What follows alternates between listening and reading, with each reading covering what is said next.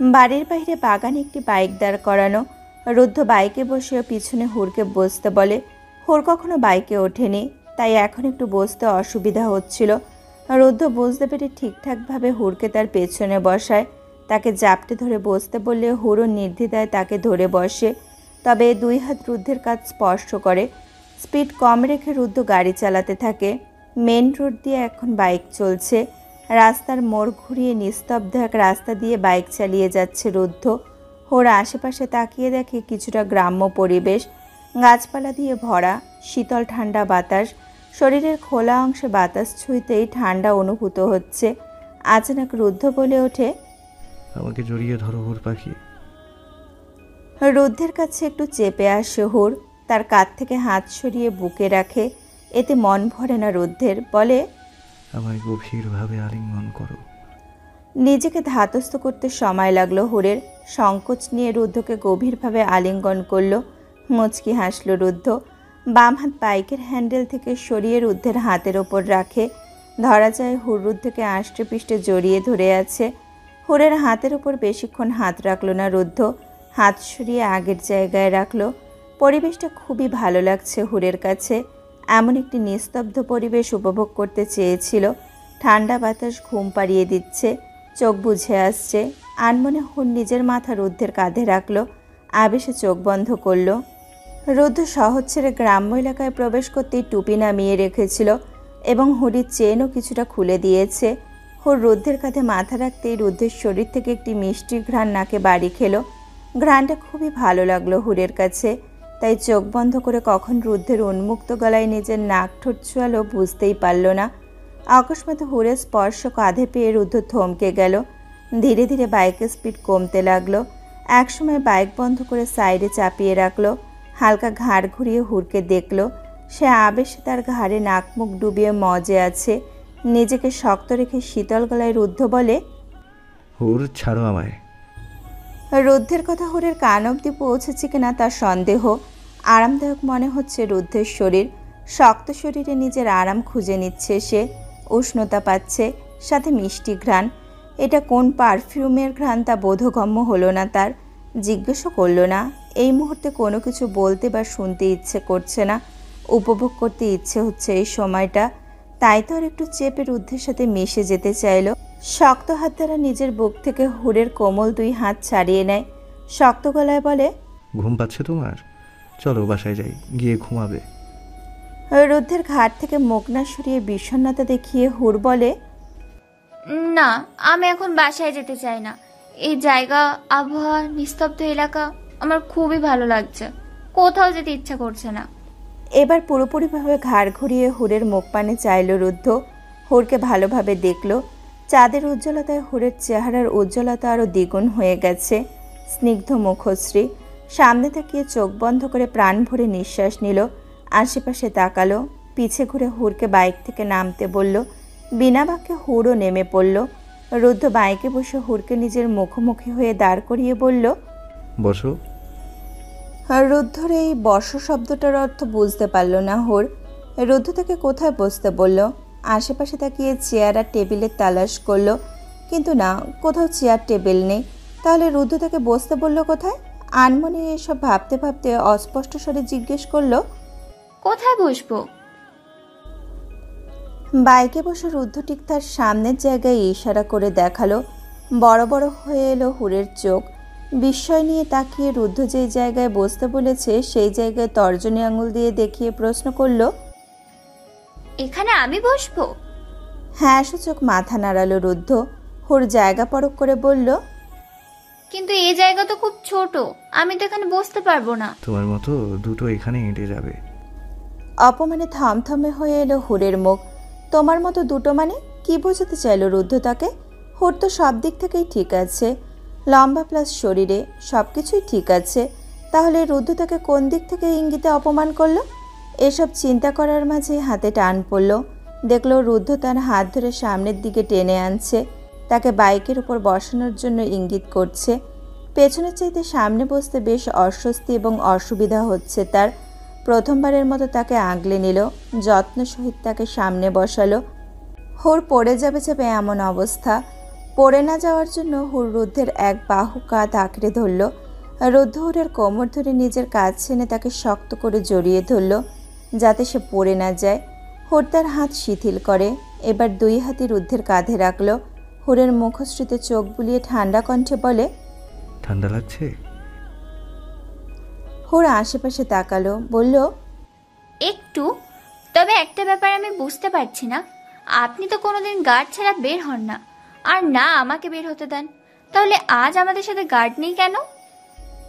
রুদ্ধ হুরের টুপি সামনের দিকে টেনে দিতে দিতে বলল, হিডেন গার্ড আছে আমাদের সাথে, আমাদের একটু দূরেই আছে, সর্বদা আমাদের ফলো করছে। হুর ঠোঁট গোল করে টেনে বলে। ও। গভীর দৃষ্টিতে হুরের দিকে তাকিয়ে আছে রুদ্ধ। আচানক বলে উঠল, কিস মি।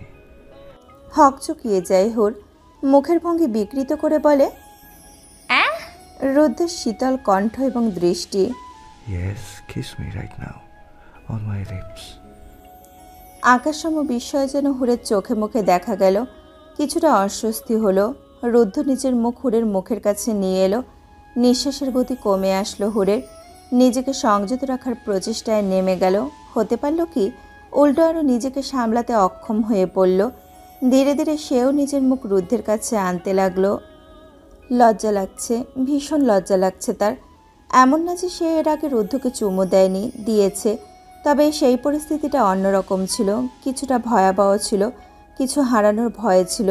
কিন্তু এখন, তখনের চেয়ে এখনের পরিস্থিতি পুরোপুরি ভিন্ন। আগেরবার ভয় কাজ করলেও এবার উত্তেজনা কাজ করছে। আগেরবার কিছু হারানোর ভয় থাকলেও এবার কিছু পাওয়ার জন্য ব্যাকুল হয়ে যাচ্ছে মন। সাহস জুগিয়ে রুদ্ধের অধরে হালকাভাবে ছুঁয়ে দেয়। রুদ্ধের অধর থেকে সরে শুষ্ক অধরে জিহ্বা দ্বারা ভিজিয়ে নেয়। সেকেন্ডখানিক সময় ব্যয় না করে রুদ্ধ নিজের অধর দিয়ে হুরের অধর চেপে ধরে। জিহ্বা বের করে হুরের অধর স্পর্শ করে শুষে নিতে লাগলো। রুদ্ধ হুরের টুপি চোখের নিচে নামিয়ে হাত দিয়ে চেপে ধরে। দীর্ঘ সময় চলতে থাকে তাদের চুম্বন।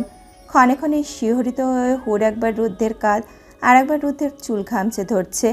হুরের অধর থেকে সরে হুরের মোহনীয় স্নিগ্ধ মুখশ্রীর দিকে চেয়ে রুদ্ধ আবেগী গলায় বলল, আমার ব্যাকুল হৃদয়ের প্রশান্তি তুমি, আমার একলা জীবনের সাথী তুমি, আমার মনে গেঁথে থাকা একমাত্র রমণী তুমি, তৃষ্ণার্থ প্রেমিকের পিপাসিনী তুমি, আমার সুখ দুঃখের অংশীদার তুমি, আমার হৃদয়ের ঝড় তোলার মানুষ তুমি, আমার প্রাপ্তি তুমি, আমার ভালোবাসা তুমি।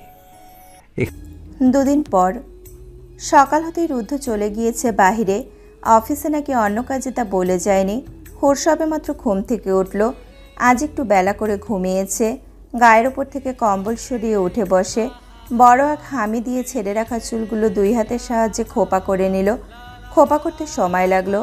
বিছানা থেকে নেমে বিছানা গুছিয়ে নিল। কাপড় নিয়ে সোজা চলে গেল ওয়াশরুমে।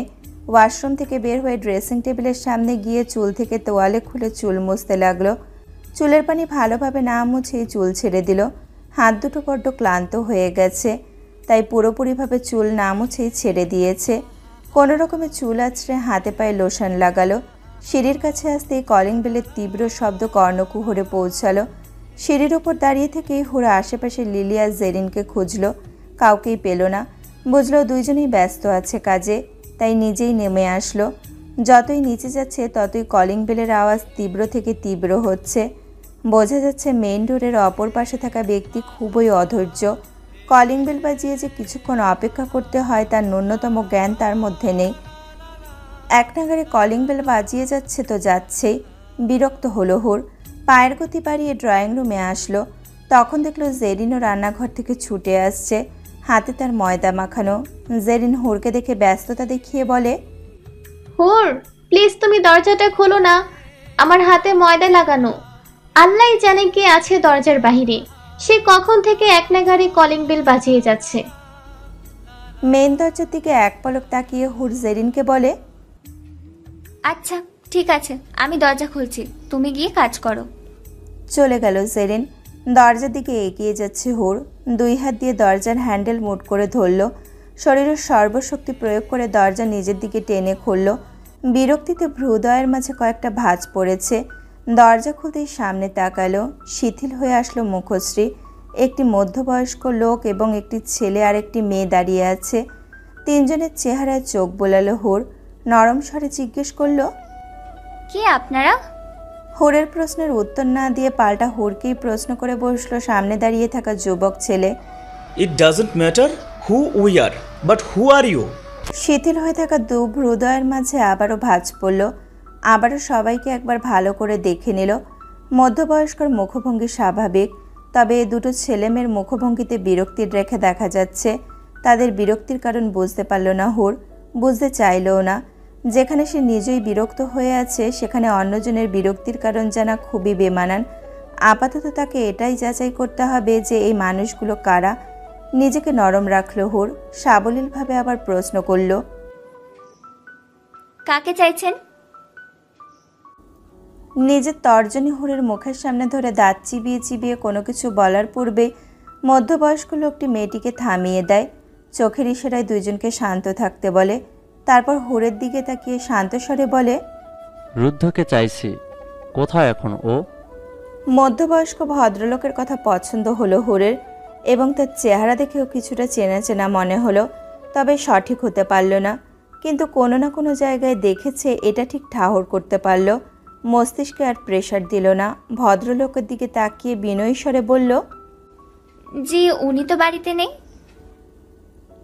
ভদ্রলোক এবার হুরের মাথা থেকে পা অবধি দেখলেন। হুরের মুখের দিকে তাকিয়ে মুচকি হাসি দিয়ে আবার জিজ্ঞেস করলেন, কখন আসবে? বলে যায়নি কিছু। কিছু কি কাজ আছে আপনাদের? এবার আর নিজ সীমায় থাকতে পারে না ভদ্রলোকের পাশে থাকা মেয়েটি। খেকিয়ে উঠল, হাউ ডিয়ার ইউ কোয়েশ্চেন মাই বাবা? আমার বাবা যা জিজ্ঞেস করেছে তার উত্তর দাও। ভদ্রলোক আবার নিজ মুখ খুললেন। ভারী কণ্ঠে মেয়েটিকে বললেন, রিফা, বিহেভ ইয়োরসেলফ। কিছু বলার পূর্বে ভেবে নিবে কি বলছো। চুপ হয়ে যায় মেয়েটি, তবে মুখে রয়ে যায় ক্ষিপ্ততা। তীক্ষ্ণ চোখে হুরের দিকে তাকিয়ে চোখ মেঝেতে রাখে। ভদ্রলোক হুরকে আবার বলে, তার সাথে জরুরি কিছু কথা ছিল আমাদের। কতক্ষণ সময় লাগবে তার আসতে?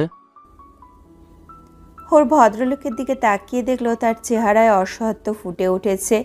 পেছনে তাকিয়ে এই ড্রয়িং রুমে থাকা আর দেওয়াল ঘড়িতে সময়টা দেখে নিয়ে ভদ্রলোকের দিকে তাকিয়ে বলে, কিছুক্ষণের মধ্যেই উনি চলে আসবেন, আপনারা চাইলে অপেক্ষা করতে পারেন। হুরের কথা শুনে ভদ্রলোক বোধহয় খুশি হলেন। স্মিত হেসে সম্মতি জানালেন। দরজা ছেড়ে ভেতরে প্রবেশ করার জন্য সবাইকে জায়গা দিল হুর। সবাই ভেতরে প্রবেশ করে ড্রয়িং রুমের দিকে আসলো। হুর ড্রয়িং রুমে থাকা সোফার সবাইকে বসতে বলল। ততক্ষণে লিলিও ড্রয়িং রুমে চলে আসলো। অপরিচিত কয়েকটি মুখ দেখে হুরকে জিজ্ঞেস করলো, ওনারা কে হুর? ওনারা তোমার রুদ্ধ স্যারের সাথে দেখা করতে এসেছে। গলার স্বর নিচু রেখে লিলি বলে, অপরিচিতদের এইভাবে ঘরের ভেতর আনাটা কি উচিত হলো তোমার হুর? রুদ্র স্যার যদি তোমার উপর রাগারাগি করে তখন কি করবে? চিন্তিত হলো হুরও, কিন্তু মধ্যবয়স্ক ভদ্রলোকের অসহায়তা দেখে তার একটু মায়া হলো দেখে তাকে ভেতরে এসে অপেক্ষা করতে বলল। কিন্তু রুদ্ধের দিক থেকে ভেবে দেখল না।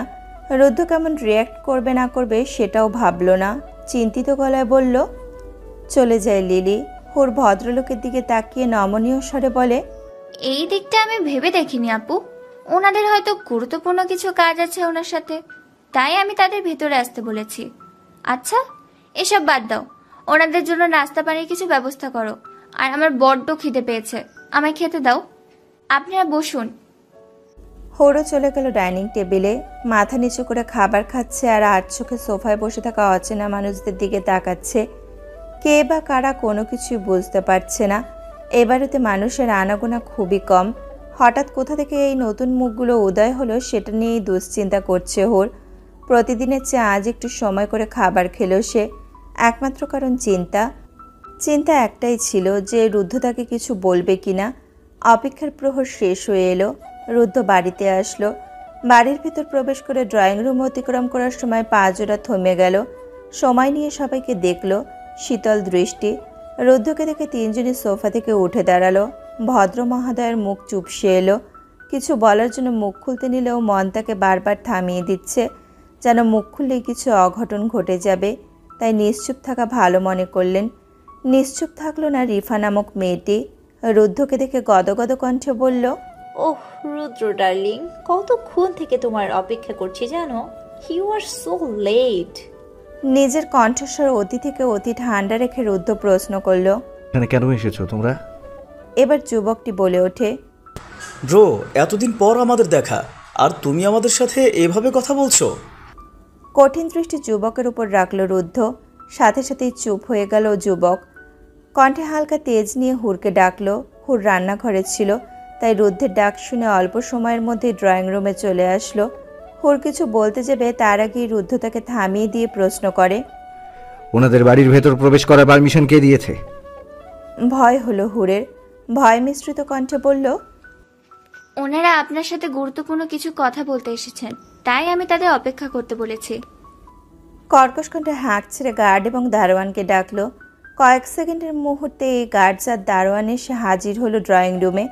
মাথা নত করে সিরিয়ালে 6 জন পুরুষ দাঁড়িয়ে আছে। ওর হতবিহ্বল হয়ে গেল। সে শুধু জানে বাড়ির বাইরে 2 জন দারোয়ান বসে।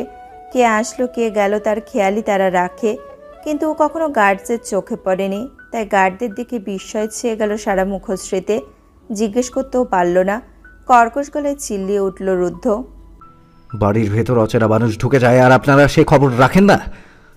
ওনারা যখন বাড়ির ভেতর প্রবেশ করেছিল তখন আপনারা কোথায় ছিলেন? Answer me.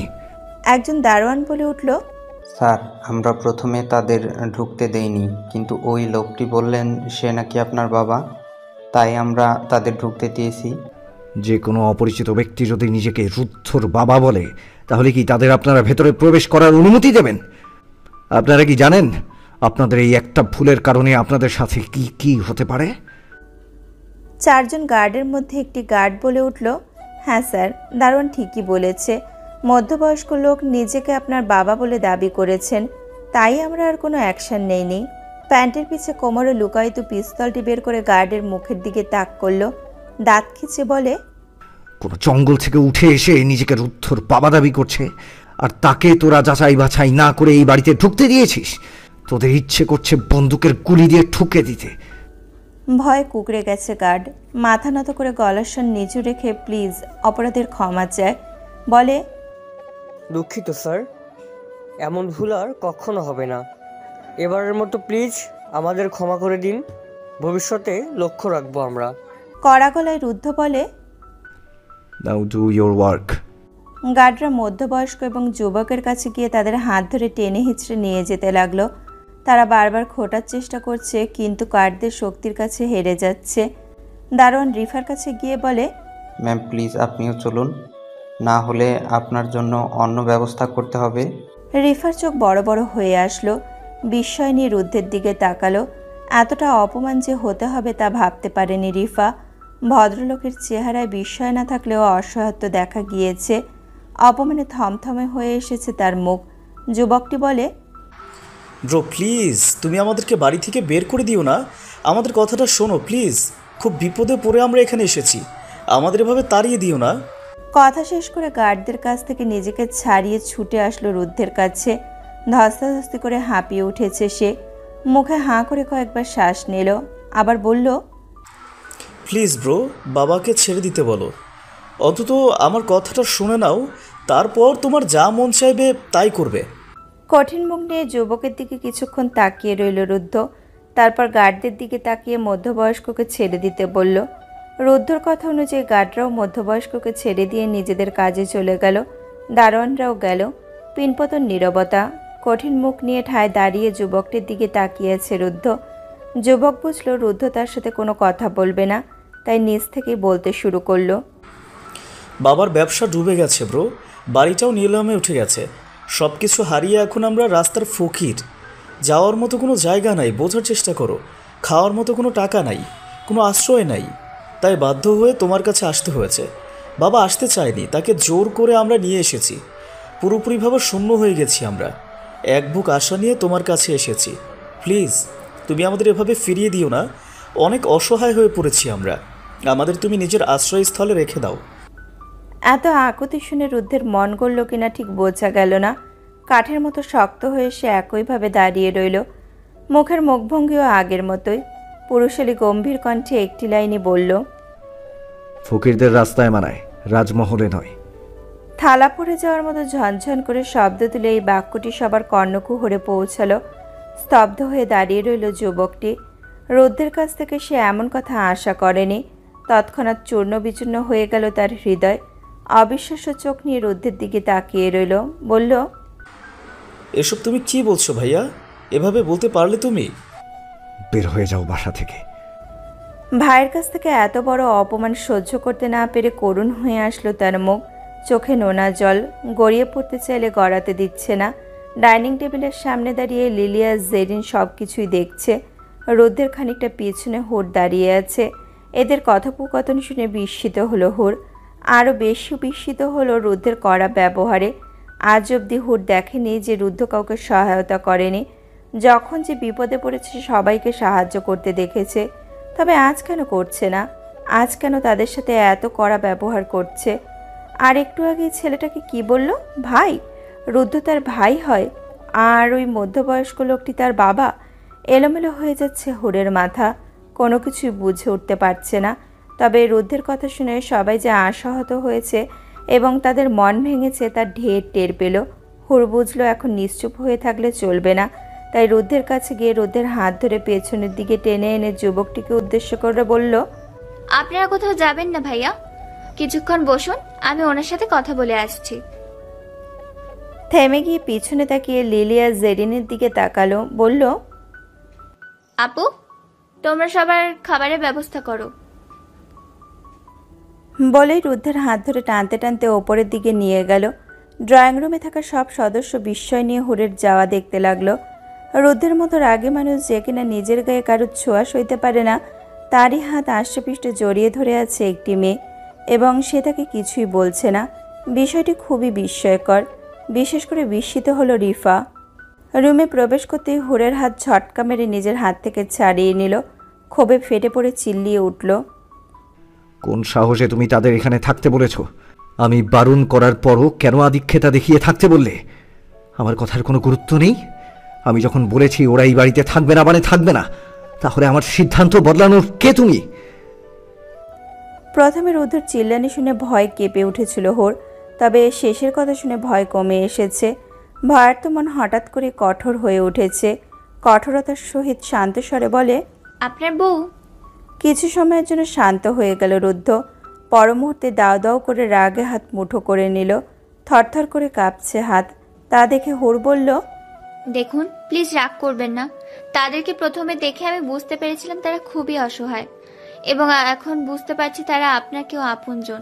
জানি না আপনার অতীতে কি হয়েছিল, আপনার অতীত জানার যোগ্যতা আমি রাখি কিনা তাও জানি না, তবে এতটুকুই বলবো, অসহায়ত্ব ব্যক্তিদের সাহায্য করুন। তারা আশা নিয়ে আপনার কাছে এসেছে, তাদের নিরাশা করবেন না। নিজের রাগ জিত একপাশে ঠেলে তাদের আপন করে নিন। সাথে সাথেই রুদ্ধ বলে ওঠে, ওরা কখনো আমার আপন কেউ ছিল না, আর কখনো হবে না। এগিয়ে এসে রুদ্ধের হাত নিজের হাতে নেয় হুর। আবার বলা শুরু করে, আচ্ছা ঠিক আছে, মানলাম তারা আপনার আপন কেউ না। আপনি তো বহু অপরিচিত মানুষদের সাহায্য করেছেন, আমাকে করেছেন, জেরিন আপুকে করেছেন, তাহলে তাদের করতে কেন এত দ্বিধা? আমরা অসহায় ছিলাম তাই আপনি আমাদের সাহায্য করেছিলেন। তারাও তো অসহায়, থাকার মতো ঘর নেই, খাওয়ার মতো খাবার নেই, তাহলে তাদের কেন সাহায্য করছেন না? কেন তাদের অপমান করছেন? তাদের দিকটা একটু ভেবে সিদ্ধান্ত নিন। নিজেকে তাদের জায়গায় দাঁড় করিয়ে ভেবে দেখুন। চুপ হয়ে হুরের মুখ পানে তাকিয়ে আছে রুদ্ধ। অনেক সময় কেটে গেল, তবে রুদ্ধের মুখ থেকে কোনো কথা বের হলো না। চুপ থাকা সম্মতির লক্ষণ মনে করল হোর, তাই তো অধর করে চওড়া হাসি ফুটে উঠল। খুশিতে জড়িয়ে ধরল রুদ্ধকে। শার্টের ওপর দিয়ে বুকে শব্দ করে চুমু খেলো, বলল, থ্যাংক ইউ সো মাচ। সময়টা এখন মধ্যরাত বলা চলে। অনেকক্ষণ যাবৎ বিছানায় ঘাপটি মেরে বসে আছে হুর। ডান হাতে তর্জনী আঙুল দাঁতের মাঝে নিয়ে গম্ভীর চিন্তায় মগ্ন হয়ে আছে। চোখের দৃষ্টি রয়েছে ব্যালকনির দরজার দিকে। দৃষ্টিগোচরে ব্যালকনির দরজা ব্যতীত কোনো কিছুই দেখা যাচ্ছে না, তবুও সেদিক থেকে চোখ সরাচ্ছে না। রাতের খাবার টেবিলের ওপর রাখা। রুদ্ধ রাগে ক্ষোভে জানিয়ে দিয়েছে সে আজ রাতের খাবার খাবে না। হুর কয়েকবার তাকে বললেও কোনো কাজ হয়নি, তাই নিরুত্তর হয়ে বিছানায় বসে আছে আর ভাবছে রুদ্ধকে কিভাবে খাবার খাওয়াবে। দুপুরের খাবার গোল্লায় গেছে। এখন স্ত্রী হয়ে সে যদি রাতের খাবার তাকে না খাওয়াতে পারে, তাহলে সে কেমন স্ত্রী? এত কিছু চিন্তা ভাবনা করে সে উদ্যোগে নেমেছে। যে করেই হোক রুদ্ধকে রাতের খাবার খাওয়াবেই। ফট করে মাথায় একটা বুদ্ধি আসলো। বিছানা থেকে উঠে ব্যালকনির দিকে এগিয়ে গেল। কাচের দরজা ঠেলে ব্যালকনিতে প্রবেশ করতেই নাকে বিশ্রী এক গন্ধ আসলো। নাক খাড়া করে ভালোভাবে শুকে নিল এটা সিগারেটের গন্ধ। আপনা আপনি ভ্রু কুঁচকে এলো। সিগারেটের গন্ধ কোথা থেকে আসলো তা পরখ করতে লাগলো। চোখ আটকে গেল কিনারায় থাকা রুদ্ধের দিকে। এক পা সোজা আর এক পা বাঁকা করে ব্যালকনির গ্রিলে এক হাত ঠেকিয়ে আর এক হাতের তর্জনী ও মধ্য আঙুলের মাঝে সিগারেট নিয়ে ফুঁকছে। সেকেন্ডের জন্য হুরের হৃদয় থমকে গেল। আজকে বিস্ময়ের উপর বিস্ময় হচ্ছে সে। আজ রুদ্ধের নতুন কয়েকটা রূপ প্রদর্শন হচ্ছে। হতবাক হয়ে কয়েক পলক রুদ্ধের দিকে তাকিয়ে বড় বড় পা ফেলে তার কাছে গেল। অবাকতার স্বরে বলল, আপনি সিগারেট খান? ধ্যান ভেঙে গেল রুদ্ধের। গভীর মনোযোগ দিয়ে কিছু একটা ভাবছিল সে। তবে তার ভাবনার মাঝে হুর ব্যাঘাত ঘটিয়ে দিল। হুরের দিকে এক পলক তাকিয়ে আবার আকাশের মুখ পানে চাইল। দুই ঠোঁট চোখা করে মুখের ভেতর জমিয়ে রাখা ধোঁয়া বের করল। মুখভঙ্গি কঠিন, তবে কণ্ঠ শীতল। শুধু সিগারেট না, সিগারেটের বাবাকেও খাই। বিমূঢ় হয়ে গেল হুর। কথা বলার ভাষা যেন হারিয়ে ফেলল। টুকুর টুকুর নয়নে রুদ্ধের দিকে তাকিয়ে রইল। আহম্মকের মতো জিজ্ঞেস করল, সিগারেটের বাবাকেও খান মানে? কাশির মাত্রা কমছে বই বাড়ছে। তা দেখে রুদ্ধ হাতে থাকা সিগারেট ফেলে দিল। ট্রাউজারের পকেটে দুই হাত গুজে নিল। স্ট্রং হয়ে দাঁড়িয়ে নির্দ্বিধায় বলতে লাগলো, মদ গাঁজা সবই আমি খাই। চোখ গোল গোল করে তাকালো হুর। মাথা ঘুরতে লাগলো। বলে কি এই ছেলে, মদ গাঁজা সব খায়? মাথায় হাত দিয়ে বিড়বিড়িয়ে হুর বলে, হে খোদা, আমি তাহলে এক গাঁজাখোরকে বিয়ে করলাম, এক নেশাখোর আমার জামাই। হে বিধাতা, এটাই কি আমার ভাগ্যের লিখন ছিল? পুরো কথা না শুনলেও কিছুটা শুনেছে রুদ্ধ। তেরমভাবে উত্তর দেয় রুদ্ধ, এই গাঁজাখোরের সাথেই তোমার সংসার করতে হবে। হুর চমকিত হয়ে রুদ্ধের দিকে তাকিয়ে তড়িঘড়ি করে বলে, একদমই না, আমি কোনো গাঁজাখোরের সাথে সংসার করতে পারবো না। রাগে মুখভঙ্গি তীক্ষ্ণ চোখ, তবে কণ্ঠ শীতল। সংসার করবে না? তাহলে কি করবে? ছেড়ে দেবে আমায়? দ্রুত উত্তর দেয় হুর। অবশ্যই আপনার। সাথে সাথে দুহাত দিয়ে হুরের গলা চেপে ধরল রুদ্ধ। নিঃশ্বাস বন্ধ হয়ে আসছে হুরের। রুদ্ধর হাত ছাড়ানোর চেষ্টা চালিয়ে যাচ্ছে, ব্যর্থ হচ্ছে। যখন নিঃশ্বাস প্রায় বন্ধ হয়ে যাবে যাবে অবস্থা, তখনই রুদ্ধ হুরের গলা ছেড়ে সেকেন্ডখানিক সময় অপচয় না করে হুরের ঠোঁট আঁকড়ে ধরে। শ্বাসরুদ্ধ করা অবস্থা থেকে বেঁচে যেই না শ্বাস নিতে যাবে, সেই মুহূর্তেই আবার দম বন্ধ হয়ে গেল তার। শ্বাস নেওয়ার জন্য গলা কাটা মুরগির ন্যায় ছটফট করছে। রুদ্ধের বুকে পিঠে কিল ঘুষি মারছে, তাও লাভ হচ্ছে না। রুদ্ধের শক্তির কাছে তার শক্তি একেবারেই তুচ্ছ। খামচি দেওয়ায় কমতে ছিল, তাও দিয়ে দিল হাতে। তবুও রুদ্ধ তাকে ছাড়ছে না। চোখের কোণ বেয়ে অশ্রু গড়িয়ে পড়ছে, তাও রুদ্ধ ছাড়ছে না। শরীর নেতিয়ে পড়ল। রুদ্ধর শরীরে নিজের সবটা ভর ছেড়ে দিল হুর। এইবার হুরকে ছেড়ে দেয় রুদ্ধ। হুরকে দুই হাত দিয়ে শক্ত করে জড়িয়ে ধরে। হুর রুদ্ধের বুকে মাথার এক সাইড ঠেকিয়ে জোরে জোরে নিঃশ্বাস নিতে লাগলো। ঠোঁট কাঁপছে। রুদ্ধ হুরকে কোলে তুলে নিল। কোলে নিয়ে বিছানায় বসলো। ধীরে ধীরে শ্বাস প্রশ্বাসের গতি শিথিল হলো। বুক থেকে মাথা উঁচু করে চোখের পানি মুছল। আলতো হাতে হুরের গাল চেপে ধরল। হুরের গালে নাক ডুবিয়ে রুক্ষ কণ্ঠে বলে, ঠিক এইভাবে দমবদ্ধ করে দিব, ছেড়ে যাওয়ার নাম বললে। এবার মায়ায় পড়ে ছেড়েছি, পরের বার ছাড়বো না। গালে হালকাভাবে কামড় দিল। নিষ্প্রাণ হয়ে রুদ্ধের অত্যাচার সহ্য করছে হুর। তবে এত সবের মাঝে একটা বিষয় মাথায় ভালোভাবে ঢুকিয়ে নিল। রুদ্ধকে ছাড়ার নাম নিলেও বা তাকে খ্যাপালে দুনিয়া থেকে অন্তর্নিত হয়ে যাবে। রুদ্ধ হুরকে কোল থেকে নামাতে চায়। হুর আঁকড়ে ধরে তার পাতলা টি শার্ট, ডুকরে কেঁদে ওঠে। রুদ্ধ নিরুত্তর হয়ে হুরের কান্না দেখছে। চোখের পানি মুছেও দিচ্ছে না, আর না কান্না করতে বারণ করছে। চোখের পানির সাথে নাকেও পানি জড়ো হলো। মনে হচ্ছে এই মুহূর্তে নাকের পানি পরিষ্কার করতে হবে, না হলে নাক বেয়ে মুখের ভিতরে ঢুকে যাবে। হুর রুদ্ধের পাতলা টি শার্টেই নিজের নাকের পানি মুছে নেয়। আর চোখে একবার দেখে তার মুখশ্রী স্বাভাবিক। আশকারা পেল হুর, আরও কান্না করতে লাগলো। আরও একবার নাকের পানি মুছল। হুরের এমন ঢং দেখে রুদ্ধ বলে ওঠে, আর কতক্ষণ লাগবে? রুদ্ধ কিসের কতক্ষণ কথা বলল বুঝল না হুর। তাই প্রশ্নবোধক দৃষ্টিতে রুদ্ধের দিকে তাকিয়ে রইল। তা দেখে রুদ্ধ বলে, তোমার কান্না শেষ হতে আর কতক্ষণ লাগবে? কান্না বন্ধ করে ফ্যাল ফ্যাল করে রুদ্ধের দিকে তাকিয়ে আছে হোর। লোকটা কি তাকে অপমান করলো? হ্যাঁ, করলো তো। এই লোক কতটা ইতর হলে এইভাবে বউয়ের কান্না দেখে এমনটা বলতে পারে? বউ কান্না করলে স্বামী দরদ দেখাবে, আদর করে তার কান্না থামাবে, তা না করে উল্টো তাকে উপহাস করে কথা বলছে। অভিমান হলো প্রচুর। অভিমানে আবার কান্না চলে আসলো।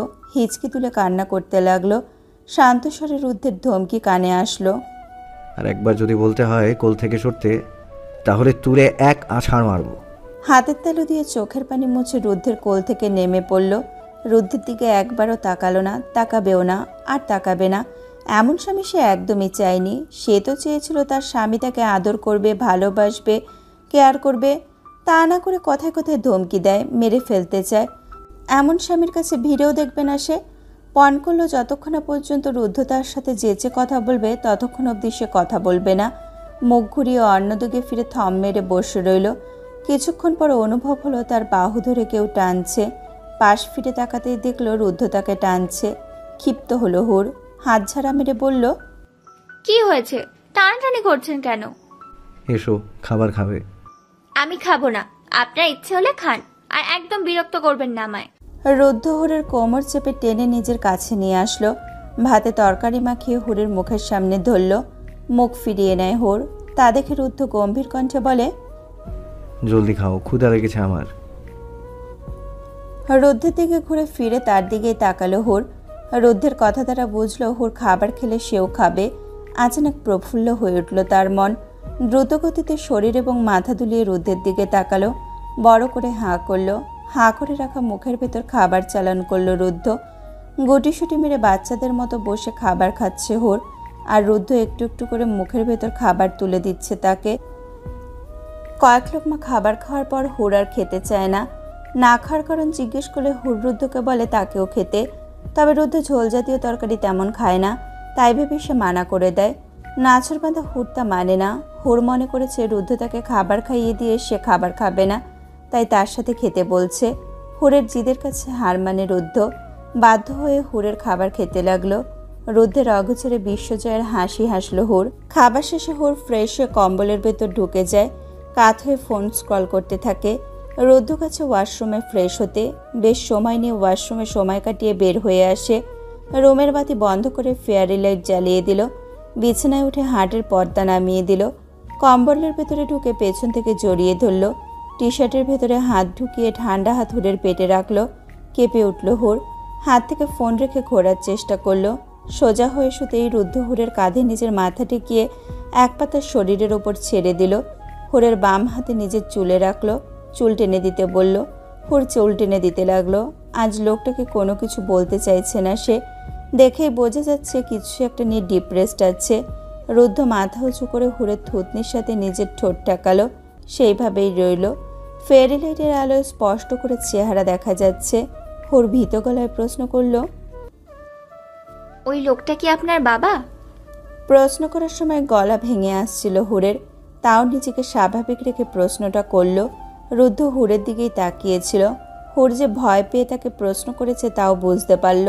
হুরকে আর একটু নিবিড়ভাবে আঁকড়ে ধরে হুরের থুতনিতে নিজের ঠোঁট ঠেকিয়ে বলতে থাকে, এক সময় ছিল, এখন না।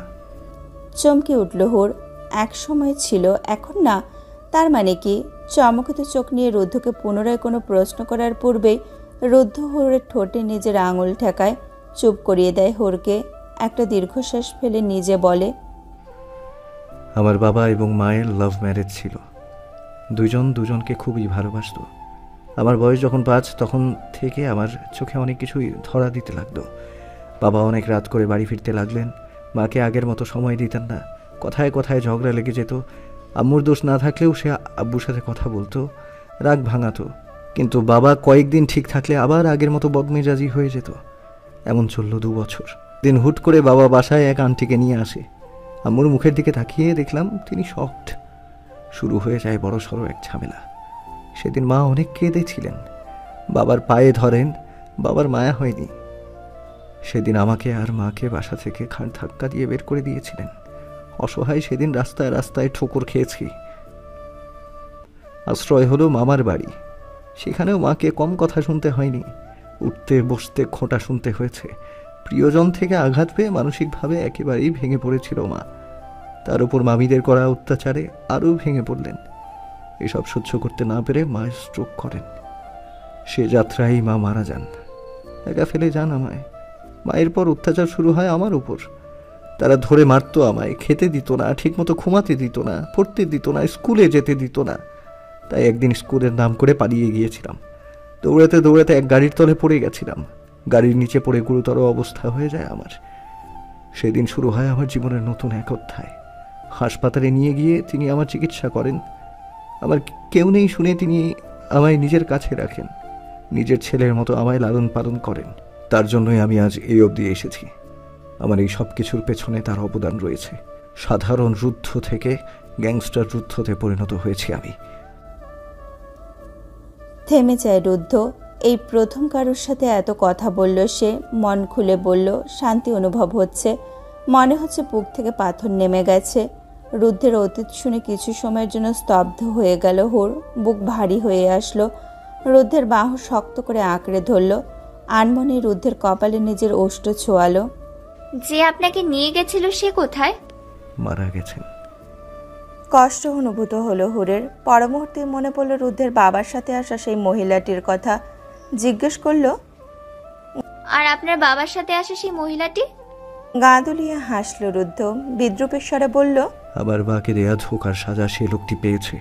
যে মহিলার কারণে তিনি আমার মাকে ছেড়েছেন, সেই মহিলা তাকে ছেড়ে গেছেন।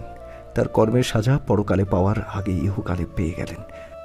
আর আপনার বাবার সাথে আসা ছেলে মেয়ে দুটোকে? কিছুক্ষণ স্তব্ধ রইল রুদ্ধ। চটে গিয়ে উত্তর দিল, ওই ছেলেটা আমার সৎ ভাই। ভাবুক হয়ে হুর বলে, আর মেয়েটি? আবারও কিছু সময় মৌন থাকে রুদ্ধ। নিজেকে ধাতস্থ করে বলে, আমার কাজিন, ছোট চাচার মেয়ে। তারা এখন কেউই বেঁচে নেই, তাই সে বাবার সাথেই থাকে। আর প্রশ্ন করে না হুর। এই মুহূর্তে রুদ্ধকে প্রশ্ন না করাই ভালো মনে করল সে। আর রুদ্ধের চুল টানতে টানতে একসময় আঁখি পল্লব বন্ধ করে নিল। পরদিন সকাল। রুদ্ধ রেডি হয়ে নিচে নামছে। অনেকক্ষণ যাবৎ হুরকে তার চোখে পড়ছে না। এতে রাগ উঠে যাচ্ছে। ঘুম থেকে ওঠার পর একবারও বউয়ের দর্শন সে পায়নি, তাই মেজাজ কিছুটা চটে আছে। ড্রয়িং রুমে এসে দেখলো হুর সেখানেও নেই। রাগে হাত মুষ্টিবদ্ধ করে নিল। ফুলে উঠল হাতের এবং গলা কপালের রগ। কয়েকটা নীল রঙের রগও স্পষ্ট বোঝা যাচ্ছে। রাগ নিয়ন্ত্রণে রাখল না সে, চিল্লিয়ে উঠল, হুর।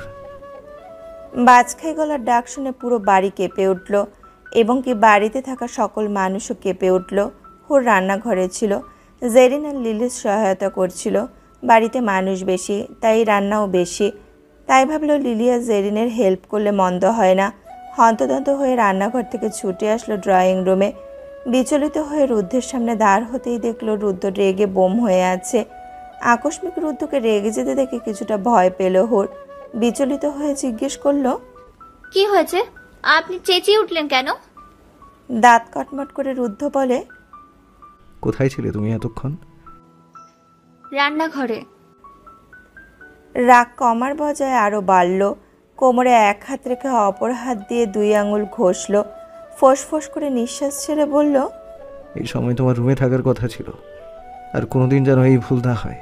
ঘুম থেকে ওঠার পর যেন আমি তোমায় নিজের সামনে দেখতে পাই। ফ্যাল করে রুদ্ধের দিকে তাকিয়ে মাথা ঝাঁকালো হুর। পরবর্তী রুদ্ধের হাত ধরে টেনে টেনে ডাইনিং টেবিলের কাছে নিয়ে যেতে যেতে বলল, চলুন চলুন, খাবার খাবেন। আজ স্পেশালি অনেক কিছু রান্না করা হয়েছে। হুরের দিকে এক দৃষ্টিতে তাকিয়ে থেকে সামনের দিকে এগোতে লাগলো রুদ্ধ। পা জোড়া থেমে গেল ডাইনিং টেবিলের সামনে এসে। সাথে সাথেই চোখ মুখ শক্ত হয়ে আসলো। ডাইনিং টেবিলে নেমন্তন্ন ব্যতীত সেই মানুষগুলো বসে আছে, যাদের একদমই সহ্য করতে পারে না রুদ্ধ। তাদের থেকে চোখ সরিয়ে এবার হুরের দিকে নজর রাখলো। রুদ্ধকে হঠাৎ আবার রেগে যেতে থেকে করুণ হয়ে আসলো হুরের মুখশ্রী। কাদো কাদো মুখ নিয়ে মুখ খুলবে সেই মুহূর্তে রুদ্ধ তাকে আঙুল দিয়ে থামিয়ে দেয়। কঠিন স্বরে বলে, ওরা এখানে কি করছে? বোকা হাসি ডাইনিং টেবিলে বসে থাকা সবার দিকে একবার তাকিয়ে রুদ্ধর দিকে তাকালো হুর। গলার স্বর নিচু রেখে বলল, নাস্তা করতে এসেছে। হুরের দিকে তেড়ে যেতে নেয় রুদ্ধ। তার আগে হুর নিজের জায়গা থেকে কয়েক কদম পিছিয়ে যায়। ফিসফিস করে বলে, প্লিজ কোনো রিয়্যাক্ট করবেন না। আপনার যা বলার তা আপনি আমার রুমে বলবেন, কিন্তু এখানে কোনো সিন ক্রিয়েট করবেন না। আরও রাগ বেড়ে যায় রুদ্ধের। রাগে টেবিলে থাকা জগ ছুঁড়ে মারে ফ্লোরে, চিল্লিয়ে বলে, আমি সিন ক্রিয়েট করছি? আমি? উইদাউট মাই পারমিশন তুমি এখানে তাদের বসিয়ে রেখেছো কেন? তাদের এই বাসায় থাকতে দিয়েছি বলে এই না যে যখন তখন যেখানে মর্জি সেখানে নিজের ভাগ বসাবে। ভয়ের মাত্রা বেশি হওয়ায় হুরের চোখে পানি চলে আসে, সাথে গলাও শুকিয়ে আসে। তারা ডাইনিং টেবিলে নাস্তা করলে যে রুদ্ধ এতটা রেগে যাবে জানলে কখনোই তাদের ডাইনিংয়ে বসাতো না। কোনো মতে নিজের অশ্রুকণা চোখের মধ্যে নিবদ্ধ রেখে রুদ্ধের দিকে এগিয়ে আসলো, ভেজা গলায় বলল, আর ভুল হবে না, আজকের মতো অ্যাডজাস্ট করে নিন। পরবর্তীতে আমি তাদেরকে তাদের রুমে খাবার দিয়ে আসবো। হাঁ করে কয়েকবার নিঃশ্বাস নিয়ে শব্দ করে নিজের চেয়ারে বসলো। প্রশান্তিময় নিঃশ্বাস ত্যাগ করলো হুর। বাকিদের দিকে তাকিয়ে দেখলো তারা তিনজন একত্রে দাঁড়িয়ে রয়েছে, চোখে মুখে রয়েছে তাদের বিস্ময়। সামান্য একটা বিষয় নিয়ে যে রুদ্ধ এইভাবে উত্তেজিত হয়ে যাবে তা বোধহয় কেউ আজ করতে পারেনি। তা দেখে হুর তাদের চোখ দিয়ে আশ্বস্ত করে বলে, আপনারা বসুন। হতবিহ্বল হয়ে তারাও বসে যায়। বিস্ময় হয়ে রুদ্ধের দিকে বারবার তাকাচ্ছে, সাথে কিছুটা ভয়ও পেয়ে গেছে। কখন কোন মুহূর্তে রুদ্ধ কি ঘটিয়ে ফেলে তার হদিশ নেই। পরিস্থিতি এখন ভালো তো এখন খারাপ। রান্নাঘরের এক কোণে জড়সড় হয়ে লিলি আর জেরিন সব দেখছিল। পরিস্থিতি শিথিল হওয়ায় খাবার ডাইনিং টেবিলে নিয়ে আসে। হুর ভয়ে ভয়ে রুদ্ধকে খাবার সার্ভ করে দেয়। রুদ্ধ ক্ষিপ্ত হয়ে খেতে থাকে। হুর বাকিদের খাবার পরিবেশন করবে, সে সময় রুদ্ধর গম্ভীর কণ্ঠ কর্ণপাত হয়, ভুলেও না নিজের জায়গায় বসে খাবার খাও।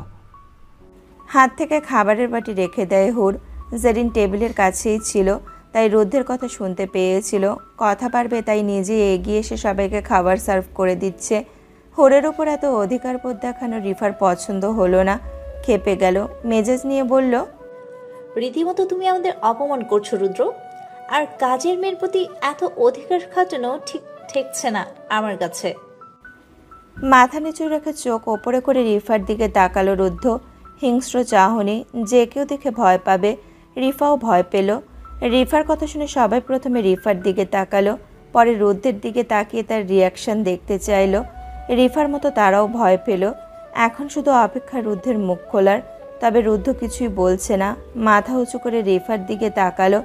বাম হাতের কোনোই টেবিলে ঠেকিয়ে থুতনিতে হাত রাখলো, চেয়ারে বাঁকা হয়ে বসলো, পায়ের উপর পা তুলল। কঠিন চাহনি, শান্ত স্বরে, একমাত্র বউ বলে তার উপর অধিকার একটু বেশি খাটানো হয়। আর আমার তো মনে হয় না আমি কাউকে অপমান করেছি। আমি আমার বউয়ের সাথে কথা বলছি, তাতে যদি অপমান হয়ে হয় তাহলে এতে আমার কিছু না। অ্যান্ড নেক্সট টাইম ওকে কাজের মেয়ে বলার আগে নিজের দিকে একবার তাকিয়ে দেখবে তুমি কি।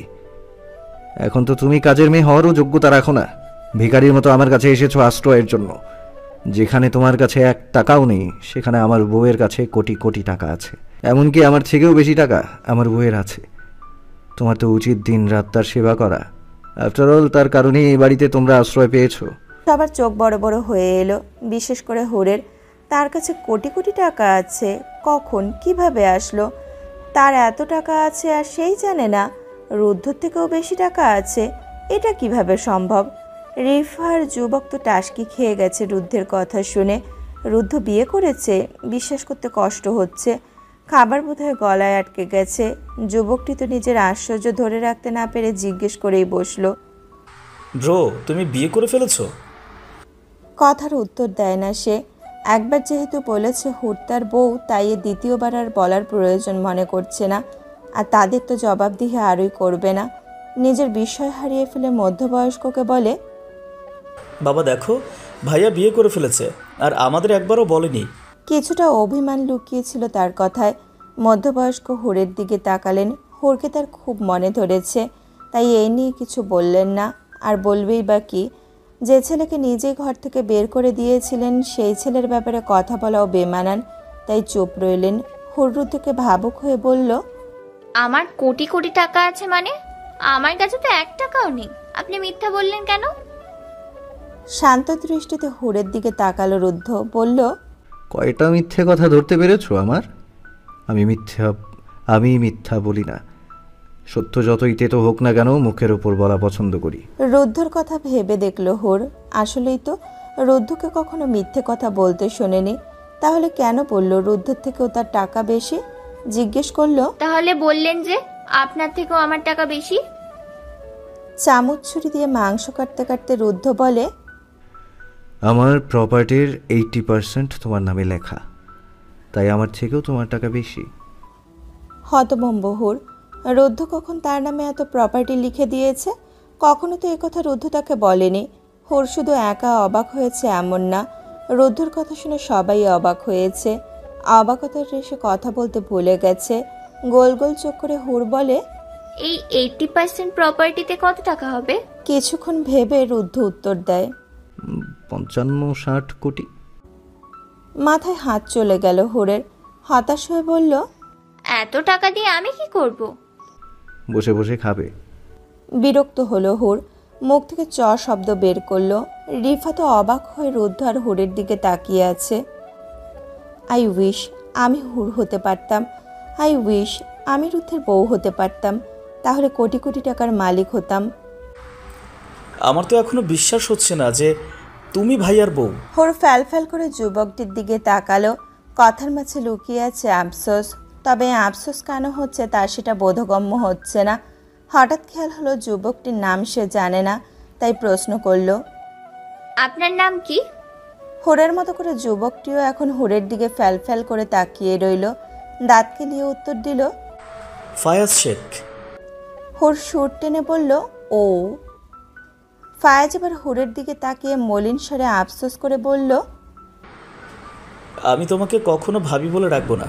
প্রথমে ভেবেছিলাম তোমায় পটিয়ে বিয়ে করে ফেলবো, বিয়ের আগে অবশ্য প্রেম করব, কিন্তু আমার স্বপ্ন ছেগুড়ে বালি।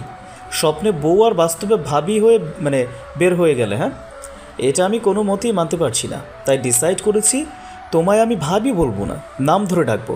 আর এমনিতেও তোমায় দেখে মনে হচ্ছে তুমি আমার থেকে অনেক ছোট, তাই ভাবি ডাকটা স্কিপ করলাম। হুর বোকা হেসে সম্মতি জানালো। ফায়াজ জুড়ে দিল তার রাজ্যের কথা, ননস্টপ বকবক করছে। হুর শুনছে, আবার মাঝে মাঝে দু একটা কথা বলছে। রুদ্ধ এই মুহূর্তে বাসায় নেই, সেই বাহানায় ফায়াজ হুরের সাথে আড্ডায় মেতে উঠেছে, তাও আবার রুদ্ধর রুমে। এতে কিছুটা ভীত হয়ে আছে হুর। যদি রুদ্ধ ফায়াজ তার রুমে এসেছে জানে, তাহলে কি কেয়ামতি না ঘটাবে, সেটা ভেবে দুশ্চিন্তা হচ্ছে। আবার ফায়াজের মুখের ওপর বলতেও পারছে না রুম থেকে বের হয়ে যেতে, দুতরফ থেকেই চিপায় পড়ে গিয়েছে। ফায়াজ জিজ্ঞেস করলো, তুমি এখন কিসে পড়ছো? কিছুদিন আগে এইচএসসি পরীক্ষা দিয়েছি। ও আচ্ছা, তো তুমি আমার অনেক ছোট। আচ্ছা, তোমার সাথে ব্রোয়ের কতদিন হলো বিয়ে হয়েছে? এই তো মাসখানেক হবে। লাভ ম্যারেজ নাকি অ্যারেঞ্জ? ফায়াজ থেমে গিয়ে আবার বলে, অবশ্য অ্যারেঞ্জ ম্যারেজ হওয়ার তো কথা না। অ্যারেঞ্জ ম্যারেজ তো ফ্যামিলির আদায়, আর ব্রো এর কোনো ফ্যামিলি নেই। দ্যাট মিন্স তোমাদের লাভ ম্যারেজ। ও এমজি, আমার তো বিশ্বাসই হচ্ছে না যে ভাইয়া তোমার ভালোবেসে বিয়ে করেছে। যদিও ভাইয়াকে কম চিনি, তারপরও যতটুকু চিনেছি ততটুকু দিয়ে বুঝতে পেরেছিলাম যে ভাইয়া কখনো কারোর সাথে সম্পর্কে জড়াবে না। এখন আমার বলো তো যে তোমাদের শুরুটা কিভাবে হলো? বুদ্ধিহীনভাবে ফায়াজের দিকে তাকিয়ে আছে হুর, মস্তিষ্কে কোনো কিছুই প্রবেশ করছে না। হতভম্ব হয়ে ফায়াজের দিকে তাকিয়ে ভাবছে, একটা মানুষ এত কথা কিভাবে বলতে পারে। হাস তো একটা রেডিও ক্যাসেট, আর তাদের বিয়েটা লাভ ম্যারেজ না অ্যারেঞ্জ ম্যারেজ সেটাই তো বুঝতে পারছে না। বিয়ের আগে কখনো কেউ কাউকে ভালোবাসি শব্দটা বলেনি, কেউ কারোর কাছে অনুভূতির কথা প্রকাশ করেনি। শুধু বিয়ের আগে নয়, এবং কি বিয়ের পরেও কেউ কাউকে ভেতরকার অনুভূতির কথা প্রকাশ করেনি। তাহলে হুর কীভাবে বুঝবে রুদ্ধ তাকে ভালোবাসে কিনা? ভাবুক হয়ে ফায়াজের দিকে তাকিয়ে রইল হুর। ফায়াজের প্রশ্নের উত্তর কি দেবে, যে উত্তর সে নিজেই জানে না। তবে কোনো কিছু একটা বলে টপিকটা চেঞ্জ করতে হবে, তাই করল হুর। সে বিশাল এক ঘটনা, এখন এসব কথা রাখুন। আর বলুন, এতদিন যাবৎ আপনারা কোথায় ছিলেন? কখনো তো আপনাদের এই বাড়িতে আসতে দেখিনি। মলিন হয়ে আসলো ফায়াজের মুখ, বলতে লাগলো, আমরা এতদিন বনানীতে ছিলাম, শুরু থেকে ভাইয়া আমাদের সাথে ছিল না। ভাইয়া আমাদের সাথে কেন থাকতো না তা প্রথম বুঝতে পারতাম না। শুধু জানতাম যে আমার একটা বড় ভাই আছে। আমার বয়স যখন 10 বছর, তখন মা আমাদের ছেড়ে চলে যায়। সেদিন বাবা প্রচুর কেঁদেছিলেন। সেদিন বাবার চোখে পানি দেখেছিলাম। বাবাকে কাঁদতে দেখে আমিও কাঁদছিলাম। বিষণ্ণতায় কেটে যায় আমাদের কয়েকটা দিন। বুঝতে পেরেছিলাম মা আর কখনোই আমাদের কাছে আসবেন না। আমাকে নিয়ে বাবা ভাইয়ের কাছে এসেছিলেন ভাইয়াকে নিয়ে যাওয়ার জন্য। দুধ ছেলেকে নিয়ে সংসার করতে চেয়েছিলেন, কিন্তু ভাইয়া আসতে নারাজ। বাবা ভাইয়াকে বেশি প্রেশার দেওয়ায় ভাইয়া রাগে বাবাকে আঘাত করেছিল। ফুলদানি ছুঁড়ে মেরেছিল বাবার কপালে। ক্ষত শুকিয়ে গেলেও দাগ রয়ে গেছে। হার মানেনি বাবা। ভাইয়ের কাছে প্রায়ই যেতেন তাকে নিয়ে আসার জন্য। বাবা শুধু ভাইয়ের কাছেই মিনতি করতেন না, যে ভাইয়াকে নিয়ে গিয়েছিলেন, যার আশ্রয়ে ভাইয়া ছিলেন, তাকে অনেক আকুতি মিনতি করেছিলেন ভাইয়াকে তার কাছে দিয়ে দেওয়ার জন্য। ভাইয়ের মতো সেই লোকটিও চাইতো না যে ভাইয়া তার বাবার কাছে ফিরে যাক, কারণ ভাইয়ার মায়ায় তিনি পড়ে গিয়েছিলেন, তাই তিনি ভাইয়াকে দিতে চাইছিলেন না। একদিন খবর আসে সেই লোক মারা গেছেন। বাবা তখনও ভাইয়ের কাছে যায়। প্রতিবারের মতো সেদিনও ভাইয়া তাকে অপমান করে তাড়িয়ে দেয়। তখনও আমি জানতাম না ভাইয়া আমার সৎ ভাই। বাবা নিজেই আমায় সব সত্য কথা বলেছিলেন। এও জানতে পেরেছিলাম যে ভাইয়া একজন গ্যাংস্টার। বাবা এটা মানতে পারেননি যে তার ছেলে একজন ভয়ঙ্কর মানুষ বের হবে। তবে তখন তার হাতে কোনো কিছুই ছিল না। পুরো কনসেন্ট্রেট বাবা তখন আমায় দিতেন। আমি এক সময় বাবা পাগল হয়ে গেলাম। সব সময় বাবার আগে পিছিয়ে ঘুরতাম। আমার খেয়াল রাখার মাঝে বাবা ভাইয়ারও খেয়াল রাখতেন আড়ালে। একদিন দুর্ঘটনায় চাচা আর চাচির মৃত্যু হয়। সেই থেকে রিফা আমাদের সাথেই থাকে। সব কিছু ভালোই যাচ্ছিল, আনন্দে কাটছিল আমাদের দিন। বাবার বহু বছরের বিশ্বস্ত বন্ধু তাকে ধোঁকা দেন। ব্যবসায় তাকে এমনভাবে ডোবায় যে আমাদের সব কিছু বিক্রি করে দিতে হয়েছে। তারপর আর কোনো রাস্তা না পেয়ে ভাইয়ের কাছে আসে। তারপরের ঘটনা তো তোমার জানাই। কথা শেষ করে বড় এক নিঃশ্বাস নিল ফায়াজ। খুব মনোযোগ দিয়ে ফায়াজের প্রতিটা কথা শুনল হুর। মনে হচ্ছিল ফায়াজ লেকচারার আর সে স্টুডেন্ট। আচ্ছা, হুর একটা কথা আমার মগজে ঢুকছে না। প্রশ্নবোধক দৃষ্টিতে ফায়াজের দিকে তাকালো হুর। এমন কি কথা আছে যে ফায়াজ বুঝছে না, তাই চোখে দৃষ্টি দ্বারা প্রশ্ন করছে।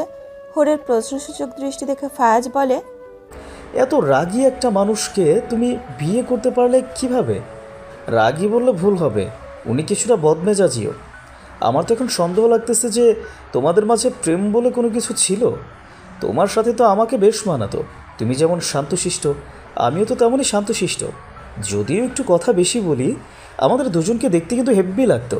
মাঝখান থেকে ভাইয়া কাবাব মেয়ে হাড্ডি হয়ে গেছে বলে হু হু করে হেসে দিল। হুরের এখন কেমন রিয়াকশন দেওয়া উচিত? হাসবে না কাঁদবে নাকি দুঃখ প্রকাশ করবে? কিছুই বুঝে উঠতে পারল না। ফায়াজের দিকে তাকিয়ে এইসব ভাবতে ভাবতেই হঠাৎই চোখ গেল দরজার কাছে। শক্ত হয়ে হাত মুষ্টিবদ্ধ করে দাঁড়িয়ে আছে রুদ্ধ। চেহারায় ক্ষিপ্ততা দেখা যাচ্ছে। চোখ বড় বড় করে ফায়াজের দিকে তাকালো। দেখলো ফায়াজ এখনো বিছানায় গড়িয়ে গড়িয়ে হাসছে।